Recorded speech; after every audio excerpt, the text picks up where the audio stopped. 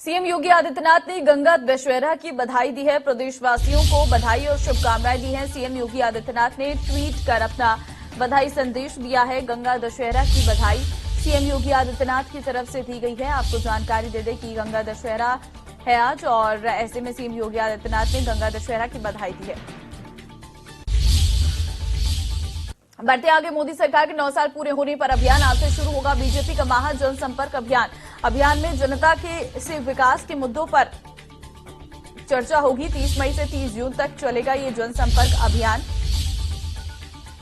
तो बड़ी खबर से इस वक्त आपको रूबरू करवा रहे हैं। मोदी सरकार के 9 साल पूरे होने पर जो है अभियान चलाया जाएगा। आज से ये है बीजेपी का जनसंपर्क अभियान शुरू हो रहा है।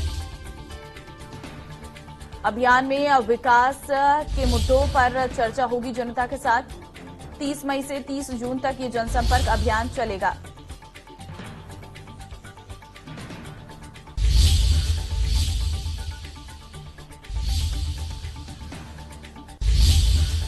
अधिक जानकारी लेते हैं संवाददाता अभिषेक सिंह से। अभिषेक, आज से बीजेपी का महा जनसंपर्क अभियान शुरू होने जा रहा है, क्या कुछ रहेगा?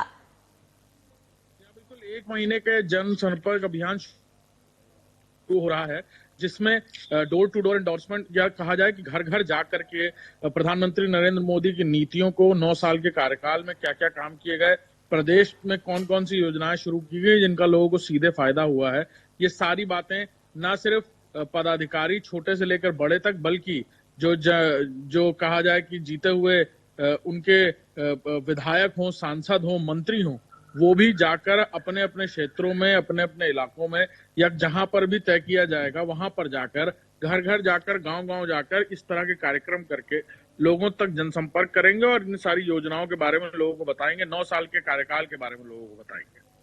ठीक है, 9 साल के कार्यकाल के बारे में लोगों को बताएंगे, लेकिन ये महा जनसंपर्क अभियान की रूपरेखा किस तरीके से तैयार की गई है? क्या जो कार्यकर्ता हैं वो लोगों तक जाएंगे या फिर जो विधायक मंत्री हैं वो भी लोगों तक जाकर इस कार्यक्रम को करेंगे? क्या इस दौरान जनसभाएं भी होंगी या ये डोर टू डोर ही रहेगा? बिल्कुल 1 महीने तक चलने वाले इस महा जनसंपर्क अभियान में शुरुआती तैयारियों में अलग अलग जगहों पर जाकर, यानी कहा जाए कि क्षेत्रवार, ब्लॉकवार, बूथवार जाकर पदाधिकारी, फिर जो विधायक और सांसद है वो, और फिर मंत्री लोगों की ड्यूटी बाकायदा लगाई जाएगी जिलेवार, इलाकेवार, ब्लॉकवार, बूथवार, और वहां पर जाकर न सिर्फ इसको टिफिन बॉक्स यात्रा कहा जाना बेहतर होगा, जहां जाकर ये अलग अलग इस तरह के कार्यक्रम करेंगे और वहां पर इस तरह के कार्यक्रम होंगे जिनसे लोगों से सीधे संवाद किया जाएगा, लोगों से जुड़ा जाएगा। लेकिन अभिषेक, क्योंकि हम अक्सर देखते थे विधानसभा के समय पर यह स्थिति रहती थी जब सरकार के कामकाज को बताया जाता है, लेकिन अब जब लोकसभा चुनाव है, अगर डोर टू डोर इस तरीके से कैंपेनिंग अभी से शुरू हो जाएगी तो इसका आने वाले समय में बीजेपी को कितना बड़ा फायदा होगा? बिल्कुल लंबा समय है और तकरीबन 1 साल के वक्त से पहले ही इस तरह का कार्यक्रम शुरू कर दिया है।